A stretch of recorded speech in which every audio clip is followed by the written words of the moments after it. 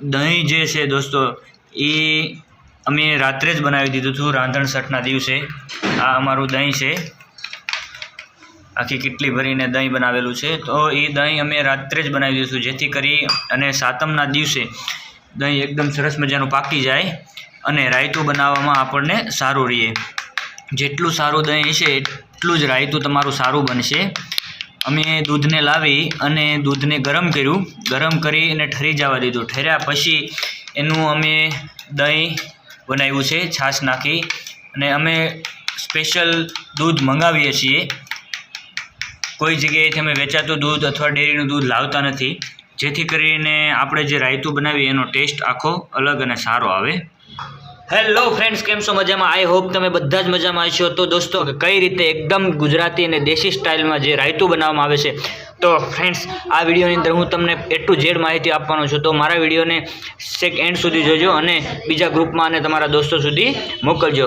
Friend, બીજું એક કહેવાનું કે આ જે રાયતું બનાવ્યું છે એ રાયતાને ખાવા માટે જે સ્પેશિયલ રોટલો હોય છે એના સાથે ખાવાથી અલગ જ ટેસ્ટ આવતો હોય છે। તો તમે લોકો પણ ખાસ આ રાયતાને રોટલા સાથે ટેસ્ટ કરજો અને બનાવજો। તો ચાલો ફ્રેન્ડ્સ, આપણે વિડીયોમાં જઈએ આગળ। તો દોસ્તો આપણે બધા પહેલાં છે ને લસણની કળિયું થોડીક ફોલી નાખશું। લસણની કળિયું ફોલી પછી આપણે થોડી રાઈ પીસવાની છે। રાઈ પીસી અને પછી ચટણી બનાવવાની છે। તો જો આપણે 10-15 લસણની કળી તૈયાર કરી દઈશું બધા પહેલાં। આપણે લસણની કળી તૈયાર કરી નાખી છે આવી રીતે, અને હવે આપણે રાઈને એકદમ સરસ મજાની પીસી નાખવાની છે। રાઈ સરસ મજાની કમ્પ્લીટ થઈ જાય પછી આપણે દહીંનું રાયતું બનાવવાનું છે। આજે સાતમના દિવસે દહીંનું રાયતું ખાવું શરીર માટે ખૂબ ફાયદાકારક છે। રાઈને એકદમ હાવ પીસી નાખવાની છે, જેથી કરીને આપણે જે ચટણી બનાવીએ અને જે દહીંનું રાયતું બનાવીએ ને એની અંદર ક્યાંય કોઈ જગ્યાએ રાઈ આપણને આડી ના આવે ખાવામાં। એકદમ સાવ પીસી અને એકદમ બારીક પાવડર જેવી બનાવી નાખવાની છે। આની અંદર આપણે થોડું પાણી રેડ્યું છે, પહેલાં સૂકી રાઈ લીધી હતી અને એમાં થોડું પાણી નાખ્યું છે। તો હવે આ જો એકદમ રાઈ ખંડાઈ પીસાઈ અને થઈ ગઈ છે તૈયાર, આખી અલગ જ થઈ ગઈ છે પીસાઈને તૈયાર, બરાબર। તો હવે આ રાઈને આપણે દહીંની અંદર મિક્સ કરવાની છે। કઈ રીતે મિક્સ કરવી, કેમ કરવી એ આપણે હમણાં આગળ હવે આપણે વિડીયોમાં જોઈએ। જો કેટલો સરસ મજાનો પેસ્ટ બની ગયો છે। દહીંની અંદર રાઈનો ટેસ્ટ જ આખો અલગ આવે છે, એટલે જ એને રાયતું કહેવામાં આવે છે।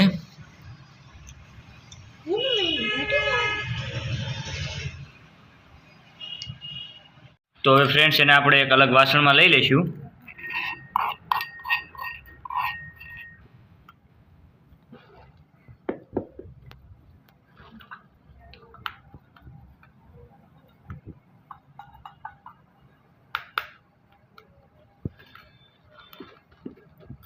આ રીતે આપણો રાઈનો પેસ્ટ થઈ ગયો છે તૈયાર, અને એવી જ રીતે હવે આપણે આ લસણની બધી કળીને એકદમ સરસ મજાની પીસવાની છે।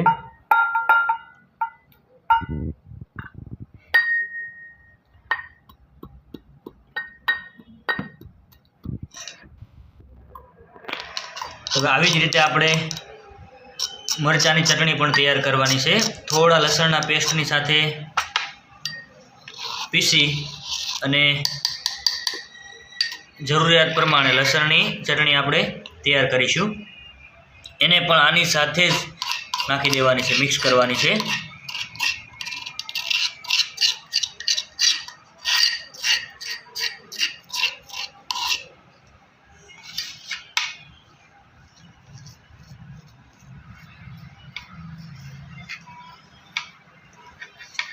બધી વસ્તુને આવી રીતે મિક્સ કરી દેવાની છે આપણે।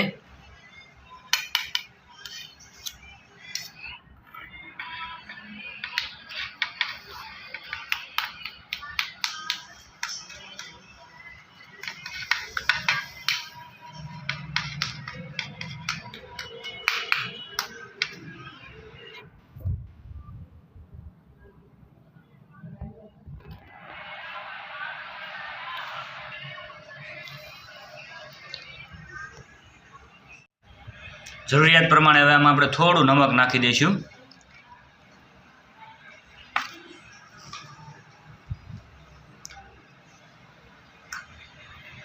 થોડી હળદર,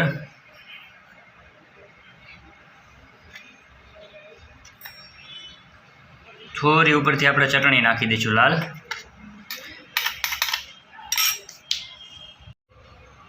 થોડો આપણે 1 ચમચી જેટલો ધાણા જીરું પાવડર નાખી દઈશું પેસ્ટની અંદર, જેથી કરીને સ્વાદ આખો અલગ આવે અને ટેસ્ટ અલગ આવે.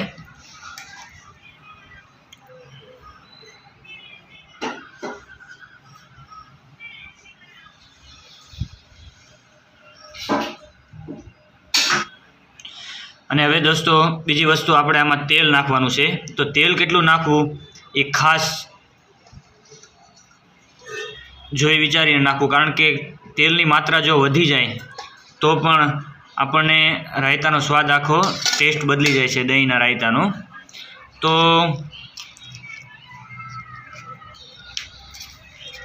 જરૂરિયાત પ્રમાણે તેલ નાખી અને આવી રીતે આખો પેસ્ટ જે બનાવેલો આપણે છે, રાઈ, લસણ, મરચું, ધાણા જીરું પાવડર, ટોટલ વસ્તુનો જે પેસ્ટ બનાવેલો છે એ પેસ્ટને આવી રીતે એકદમ મિક્સ કરી અને હલાવી નાખવાનો છે.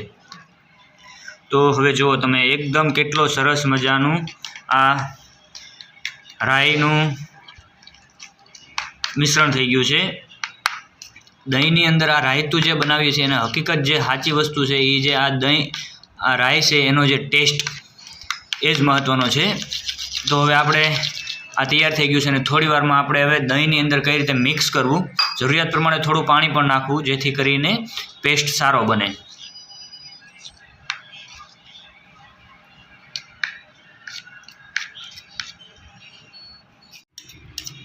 તો દોસ્તો અમે જે દહીં મેળવ્યું હતું ને એકદમ સરસ જામી અને સારું મળી ગયું છે.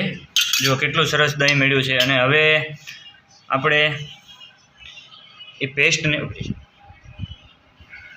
પેસ્ટને આપણે એની અંદર મિક્સ કરવાનો છે.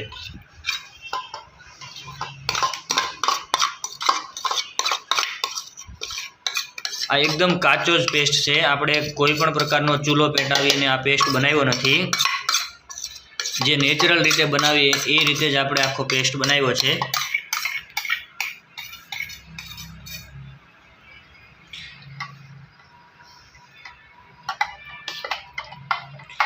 જે રીતે બધા અથાણામાં આથો નાખતા હોય ને એ રીતે આને આથો એક પ્રકારનો બનાવ્યો જ કહેવાય રાયતાનો. અને એ જે પાક્યા પછી જેનો સ્વાદ આવે એ આખો સ્વાદ જ અલગ હોય છે. પછી આને 2 થી 3 મિનિટ સુધી ઘડિયાળના કાંટાની દિશામાં આવી રીતે ફેરવી નાખવાનું, જેથી કરીને દહીંની અંદર એકદમ સરસ રીતે મિક્સ થઈ જાય.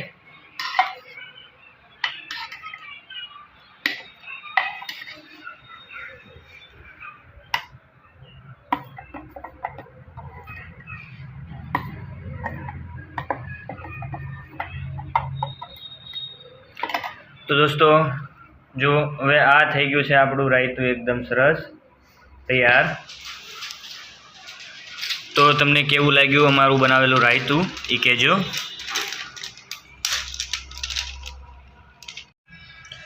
તો ફ્રેન્ડ્સ આવી રીતે આ થઈ ગયું છે આપણું રાયતું તૈયાર. જો આ જે રાઈ દેખાય છે તે રાઈના કુરકુરિયા છે અને આની અંદર તેલની માત્રા બહુ ઓછી છે. અને ચટણીનો જે બનાવવાની આખી રીત છે મેં તમને બતાવી છે. તમે એકવાર ટ્રાય મારજો ઘરે, તમને કેવું લાગે અને પછી મને કોમેન્ટ કરજો. આ રાયતું આપણું એકદમ કમ્પ્લીટ થઈ ગયું છે. અને છેલ્લે આપણે આની અંદર જરૂરિયાત પ્રમાણે આપણે આમાં સેવ નાખવાની છે.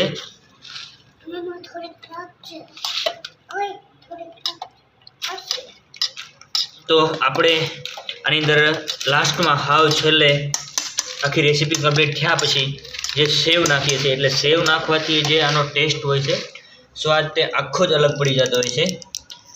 અને આ હવે થઈ ગયું છે આપણું રાયતું એકદમ કમ્પ્લીટ અને તૈયાર. તો ચાલો દોસ્તો મળીશું આપણે નેક્સ્ટ વિડીયોમાં. ત્યાં સુધી બાય બાય. ચાલો.